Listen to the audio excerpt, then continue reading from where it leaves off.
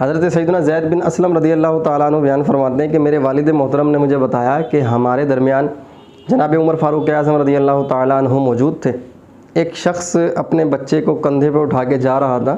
جناب عمر فاروق اعظم رضی اللہ تعالیٰ عنہ نے کہا کہ میں نے آج تک ایسی مشابہت والے باپ اور بیٹے کو نہیں دیکھا۔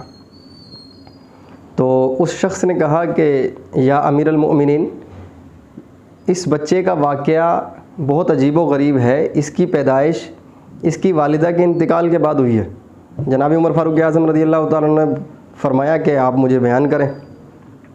اس نے بتایا کہ جہاد کے لیے اعلان ہوا اور میں جہاد پہ جانے لگا تو اس وقت میری بیوی حاملہ تھی، پریگننٹ تھی، اور جب میں جانے لگا تو میں نے اللہ کی بارگاہ میں دعا کی کہ یا اللہ، اس کے پیٹ میں جو بچہ ہے اس کو میں تیرے سپرد کرتا ہوں۔ یہ کہہ کر چلے گئے۔ جب جنگ سے واپس آئے تو ان کی بیوی فوت ہو چکی تھی، اور انہوں نے اپنے چچا زاد بھائی سے کہا کہ مجھے ان کی قبر پر لے چلیں۔ ان کی قبر پر جب گئے جنت البقیع کے اندر، تو وہاں پر جا کر کیا دیکھتے ہیں کہ قبر کے اندر سے روشنی نکل رہی ہے۔ اس شخص نے اپنے چچا زاد بھائی سے کہا کہ یہ روشنی کیسی ہے؟ کہنے لگے کہ مجھے روشنی کا تو پتہ نہیں ہے، لیکن ہر روز اسی طرح روشنی نکلتی ہے۔ تو وہ شخص کہتا ہے کہ میں نے یہ ارادہ کیا کہ میں قبر کھود کے دیکھوں گا کہ قبر کے اندر کے معاملہ کیا ہے۔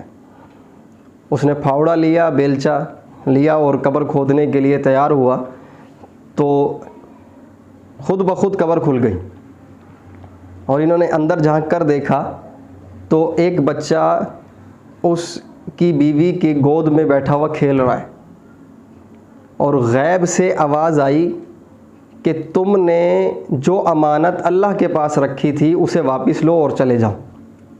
یہ اندر اترے، بچے کو اٹھایا اور باہر آئے۔ جیسے ہی باہر آئے قبر خود بخود بند ہو گئی۔